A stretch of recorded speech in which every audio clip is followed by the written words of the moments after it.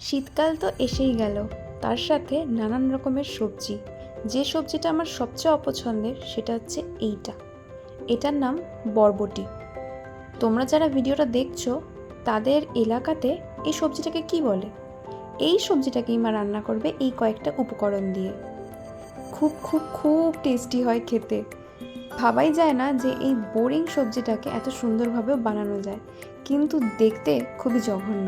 তো প্রথমে কি করতে হবে, ভালো করে জলে ধুয়ে চপ করে নিতে হবে। আর এই সাইজগুলো আনইভেন হলেও হবে। কেন? তার কারণ হচ্ছে এটাকে আমরা জলে দিয়ে অল্প একটু নুন অ্যাড করে ফুটিয়ে নেব।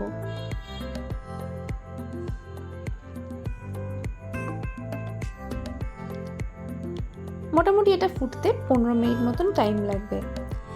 তো তার মাঝে আমি কিছু কথা বলি, সেটা হচ্ছে এই সবজিটার অনেক গুণাবলী আছে। যারা খেতে পছন্দ করো না তারা এইভাবে খেতে পারো।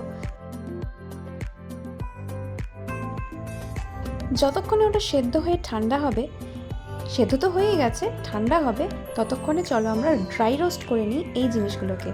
এই রসুন, কাঁচা লঙ্কা আর এই কালো জিরে, এগুলোকে ড্রাই রোস্ট করে নিলে নাকি হেব্বি সুন্দর গন্ধ ওঠে, তা দেখলাম অবশ্য। এবার এইগুলো সবগুলোকে নিয়ে আমরা ব্লেন্ড করে নেব।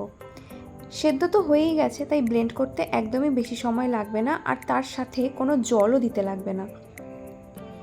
তো ভালো করে ব্লেন্ড করে নেওয়ার পরে এটাকে একদম মসৃণ একটা পেস্ট বানিয়ে নিতে হবে, স্মুথ একদম। দেখো অনেকটাই আনইভেন লাগছে না দেখতে? এটা এখনও হয়নি, আর একবার ঘোরাতে হবে। তো ভালো করে ব্লেন্ড করে নেওয়ার পর যেরকম দেখতে লাগবে সেটা তোমাদেরকে দেখাচ্ছি। এই দেখো, একদম মসৃণ হয়ে গেছে না? ব্যাস, এইবার হবে আসল রান্না শুরু।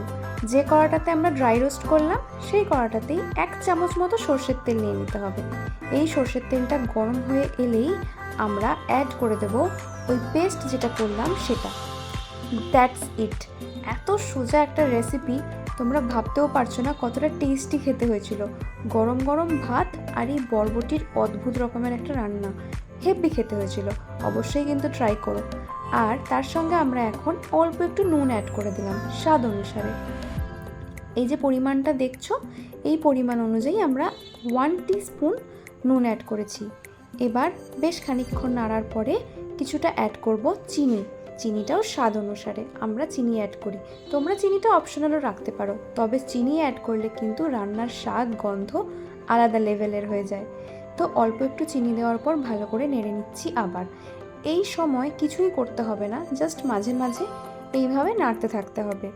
আস্তে আস্তে এই নরম জলজলে পেস্টটা একদম শুকনো কাদার মতন হয়ে যাবে।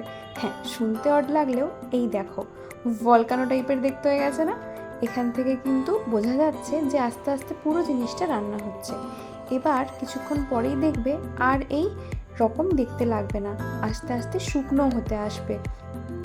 যখন একদম শুকিয়ে যাবে আর দেখবে কড়ার গায়ে লেগে যাচ্ছে, বা যে খুন্তিটা দিয়ে তোমরা রান্না করবে তার গায়ে লেগে যাচ্ছে, তখন বুঝতে হবে যে এর ভেতর থেকে পুরো জলটাই বাষ্প হয়ে গেছে, মানে এটা পুরোটাই শুকিয়ে গেছে। এবার এটাকে আমরা গ্যাসটাকে অফ করে দেবো। ঠিক কীরকম দেখতে লাগবে? এই রকম একদম মন্ড টাইপের হয়ে গেছে, বুঝতেই পারছো। এবার জাস্ট গ্যাস অফ করে নামিয়ে নিলেই আমাদের এই বরবটির অদ্ভুত রকমের একটা রান্না রেডি। জানি ভিডিও অনেক পরে এসছে আমাদের এই চ্যানেলে, যারা আমাদের সাবস্ক্রাইব করে দিয়েছো তাদের অসংখ্য ধন্যবাদ।